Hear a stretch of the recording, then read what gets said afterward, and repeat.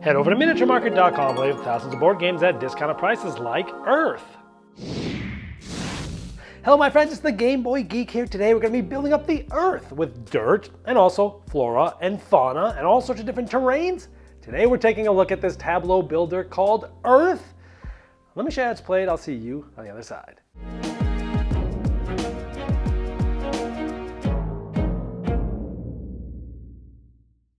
Earth is a Tableau builder that is card driven, and the cards in this game, not only are they beautiful, they're photographs, but they are beautiful. But there's also a humongous stack of cards in this game. But as you can see, this thing is a work of beauty. Each player gets their own board, which doubles as a player aid with some really good iconography down here, some place to store resources, some cards. But it's also where you'll store some of your most important cards that you'll select at the beginning of the game. You can use a certain amount of these depending on the variant that you use, whether you want beginner or advanced, but these are essentially different ways to start the game, giving you abilities and also some end game goals. However, it's also going to help you track the actions on the game. On your turn, you're going to take an action. You basically have 4 possibilities. For example, if I want to get more resources, I can go to this red ability. I'll put this here. And this is kind of cool because I selected it, I get the top action, which is the better version of this. And this is going to allow me to get, for example, 5 dirt. Dirt is the currency in the game that helps you build things. And each player will start with a certain amount of dirt, depending on the card that they selected. I had started with 4, I just got 5 more. So this is sort of my reserve, if you will, to be able to start spending those to be able to play cards in my Tableau. Now, another aspect of this is I'm going to get to compose 2 cards. These are basically going to be face down cards on my stack that I can interact with possibly later, but each of those cards are going to give me a point at the end of the game. Now, as I'm doing this, simultaneously, everybody else gets to look at their board and take this, the bottom version of this. So instead of getting 5 dirt, everyone else simultaneously is getting 2 dirt, or they can compose 2 from the deck. So it's, get a little bit of difference there. And one of those strategies in the game is being able to compost a bunch of these cards, getting a point for each of these, and there's certain goals and abilities and things that help you manipulate this compost deck, if you will. Just another little hook in the strategies of the game. Now, why else did I choose that red action? Well, I have this little ability there. Each card that you have that has that color ability, you get to do something with. This says I get to draw 2 if I chose a red action. Well, I did. I chose a red action, get dirt. Now I get to draw 2 more cards, give me more options. Now the turns are snappy. That would be it. I would pass this next player. Let's say they pick plant. That player is going to be able to plant 2 cards into their tableau. This is the main part of the game because it's kind of a race. You want to get a 4x4 tableau built. They're then going to be able to draw 4 cards and keep one of them. Everyone else, which includes us, gets to plant a card and then draw a card. So their first card is going to be somewhere in your tableau, anywhere, and then everywhere else you build afterwards has to be somewhere surrounding a card that you've already built. And you're building a 4x4 tableau. And in this case, I spent 5 dirt of my currency to build this. It's going to get me 1 point at the end of the game. And look at this. This one has all these little sprouts. And this is an ability that this card just triggers right away. I get to add 5 sprouts to pretty much anywhere. But in this case, I'll do it to this card. Well, why do I want to do this? Well, each of these sprouts is going to be worth a point at the end of the game. And the end game goal that I got, and all these cards are double-sided by the way, you get to select which ones you're doing, is 7 points for every 2 cards that I have 6 spots for sprouts. Right? So there's already 1 card that has 6 spots for sprouts. If I get another one, that's going to be 7 points. So I'm looking, one of my first strategies is looking for cards with lots of spots for sprouts.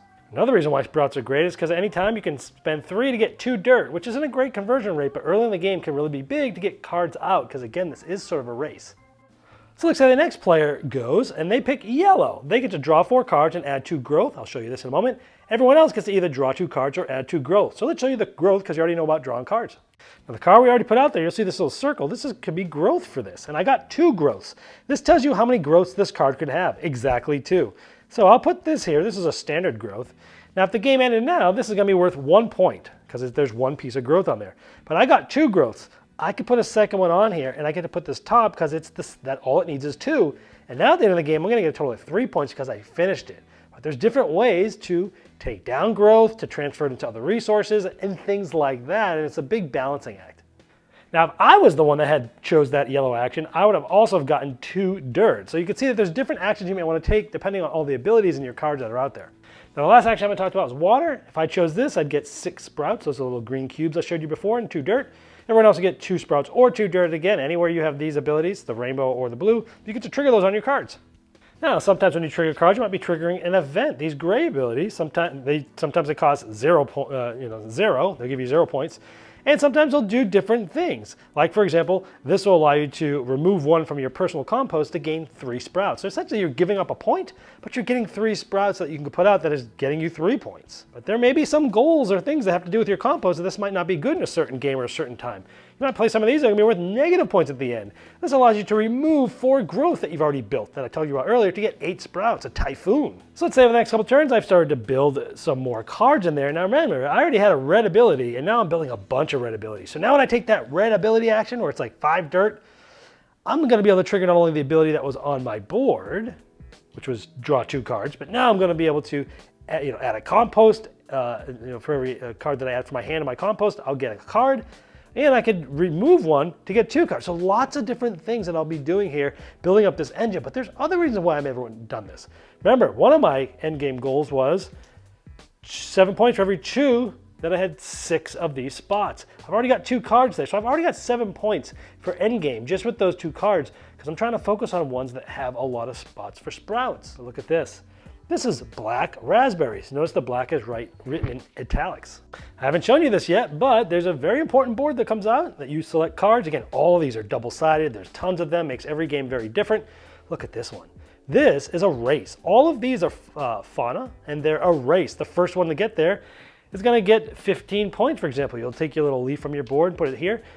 3 or more flora, which are those green cards, with a color in their name, italics. I just got one of those. So now for the rest of the game, I'm gonna really be trying to get the 3rd one here to be the first one to get there to get the most points. So now I'm gonna be looking for italicized cards that have a color in their name. Also, maybe I'm looking for 8 or more cards with the ice habitat here, like the Arctic frogs.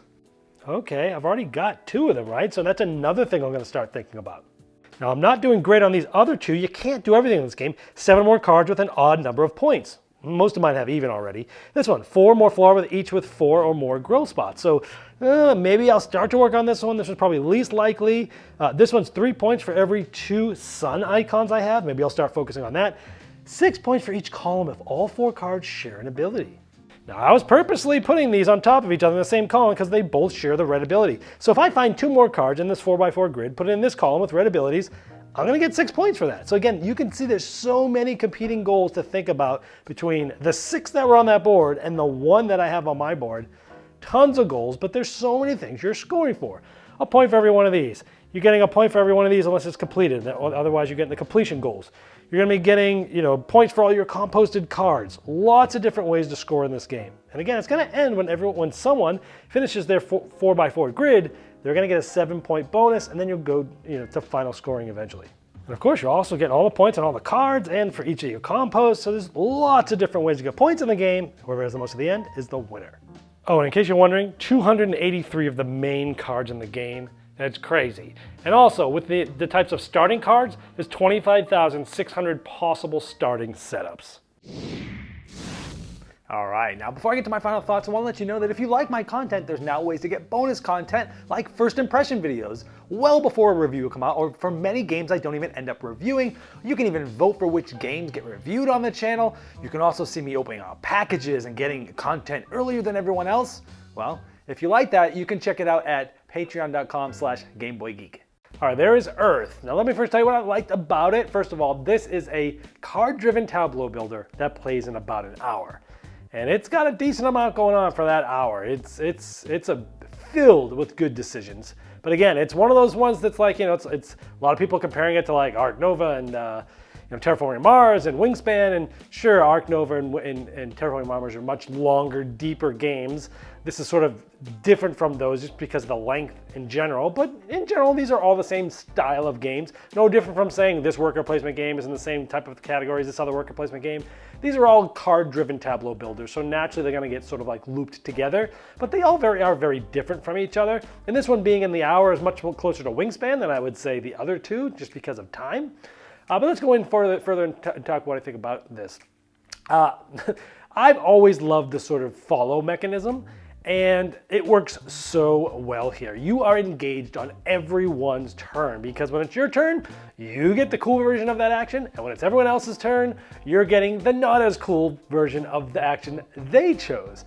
And so every turn you're getting to do something, and it's awesome because it's like, oh, I was gonna take this other action, but now that you took it the turn before me, I didn't get the coolest version of that, but I got it cool enough that now I can do something else and change my plans. And it's just, it's so nice to see. It just feels so modern that, it just flows so well. The turns flow, you're getting things done, you're just going, and every turn is packed with a bunch of decisions, and it flows fast, and the following just works so well here. It works well in pretty much, I don't know a game that I played that has that follow mechanism where it doesn't work well. It definitely is well versed here. I like the abstract placement in the Tableau for bonuses. Like you're building this 4x4 Tableau and you're putting a card at first and you're sort of building around it and around other cards. And then you'll have cards that are like, hey, you'll get a bonus if you have 3 or more of something in this row, or in certain columns, or have all sorts of different ways of placing things. Like have a contiguous line, endgame points. If you have a contiguous line of this one terrain type, and it's going here, you get a certain amount of points for your longest contiguous line of these. So you're constantly thinking of this abstract way of placing things. And I really like that because it just gives another layer of depth, another thing to think about. You're not just dropping a card, like you're not just thinking, well, I got to keep it in a 4x4. No, a lot of times you're like, boom. And as one card might say, hey, you're gonna, every time you plant something, any 8 spaces around this, you can grow one thing in all these or whatever, like all these different things. And again, another layer of depth to use, and I like abstract aspects in games, and it works really well here. I like that you can trigger many abilities in each turn. You're playing these cards down your Tableau, you're building these things, and they're gonna have different types of bonuses based upon the type of action or color action that it is. And every time you or somebody else takes those actions, when you do it, you get to trigger all these. So as the game goes on, you're triggering more and more bonuses like, oh, I could do this, oh, I can do this, I can do this. And it's just a great feeling. It's a positive reinforcement for sure. I like that there's a wide variety of strategies. Do you go for the cards that cost a lot of dirt, but they have, a lot of points at the end just for getting them down? Do you go for a lot of growth and finishing a lot of the growths, giving yourself the most points for each of those? Do you go for the sprouts and putting all the different green cubes on all your things? Do you go for the in-game races and try to beat everyone else for higher points? Or do you go for just the end-game objectives? There's lots of things pulling you in all sorts of different directions, almost overwhelmingly, even for a gamer the first time you play it. If you try to play the advanced game right off the bat, which most gamers probably will anyways. But there is a beginner variant, which I like, because this is, I've heard a lot of people say, oh, it's heavier than Wingspan. I don't think it's heavier than Wingspan. I think right off the bat, if you play the standard, like in the advanced variant there, where you're choosing one of each of the 2 cards, and all the cards have double side at the beginning of the game, and you're like, okay, so I have 2, 4, I have 6 different choices to make at the beginning, and look at all these, and how do these play together? And how do these play together with all of the end game goals that are out there? And by the way, you can not have all of those. You can have some of them taken off for beginner game. But if you're not, you're like, okay, there's 1, 2, 3, 4. There's 6 different goals there. 4 of them are races, 2 of them are end game goals. I have 6 different sides of cards, and I'm trying to figure out which are the right ones to go with these 6 different sides. Like from the instant you play this game, your brain is melting in a good way. However, there are the beginner variants where you just get randomly 3 cards, put them there, choose a side maybe, and don't use all 6. Use just 4 of the end game goals, the cards for setting up the game. And I like that because there's a lot going on. I would never not use the beginner variant for someone. You could teach this, possibly, to someone who's not huge into games. If you were to use the beginner variant, they might still be a little lost because this is definitely, at least at that point, I'd say a Gateway Plus or a Next Step game. But it does allow you to kind of like, there's a lot going on when you first start to play this. So it's good that beginner variant's there. I'm not sure I'll use it all the time. I think with gamers, I'll just jump them right in. But I don't know. Maybe I would just give them 3 cards and just say, hey, use these starting cards just to learn, because there's a lot of thinking up front. And when you haven't played, you don't really know the strategies that well. So I like that they do that. You can just kind of get started and kind of feel your way into it. The displaying of the cards, I like how they used in Wingspan. For the goals in Wingspan, it says, hey, have birds that are made after regions or whatever, and hey, it's 17% of the cards. I like that pretty much all the cards that have to do with goals in this game, they show the percentage. That's always great, especially at the beginning, like I was just saying. Like last night I was just playing this again, it said like, hey, have 4 of those like black goals. And it's like, oh, there's only 14% of the cards? Huh. So it gives you an idea of like how hard that goal is going to be to get. You should kind of know by looking at the points and how many points it is, but I like that it does that. There are a huge amount of cards in this game. I mean, a huge stack, and lots of goals, so tons of replayability. So overall, I really enjoyed this game. It's a ton of fun. I like card-driven Tableau builders. I liked all the games that I've mentioned previously. Out of all those, Wingspan's probably my favorite. This one, well, it's too early to tell. I still really love Wingspan, especially since the new two-player version, Asia, came out, or the Asia standalone that has an additional two-player board that you can play, a specifically two-player game that I love.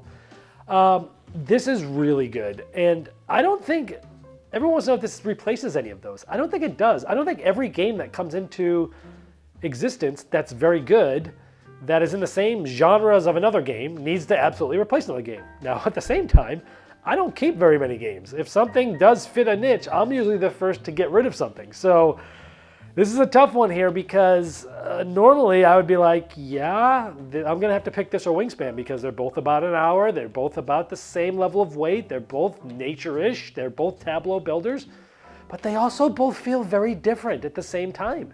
They're their own things, they're very fresh, there's lots of overlap, but at the same time, very different ways of thinking.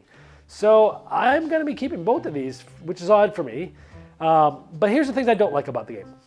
Number one, any of these types of games with huge decks of cards and goals and stuff, luck of the draw can really influence the goals. The first game I played in this, one of the goals was, I think it was like have four, is it 4 or 6? Have 4 of the red abilities. So cards with red abilities.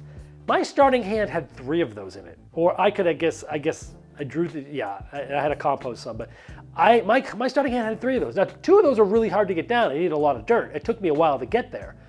But knowing that I already had one, and knowing that I was able to select one of my starting cards that had one, I was already almost there, right? Where other people, they might never get it, right? They might be going, oh, I have one in my hand, I'll go for this. They just might never get one. I think that problem's worse on Ark Nova than it is here, but it still can influence the goals a decent amount. The luck of the draw can, for sure. One is, with the follow mechanism, it is great, it moves things, but again, if you have one player that's slower than everyone else might be like, okay, let's go, everyone ready? Everyone ready? Let's go there. No, wait, I'm just trying to figure out if I want to activate one of these abilities, and like, it might happen once in a while, but if it happens, if you have one player that's consistently slower, they're still gonna hold the game up, and it's gonna be frustrating for others, so know that as well. That's pretty much it. Those are the only 2 negative things I can think of. The goals can feel a little lucky sometimes. But there's so many different ones. There's always a different way to go if you're not getting what you want, or you have lots of times to change your plans. And there's, again, so many ways to score. Doesn't kill it. It's kind of the nature of the beast with these types of games that have so many cards and so many goals. Sometimes the luck of the draw is just going to be part of it. You need to be okay with that. There you go. There's Earth. And for all those reasons, it's staying in the gaming library. It's getting inducted with a saxophone serenade. So here we go.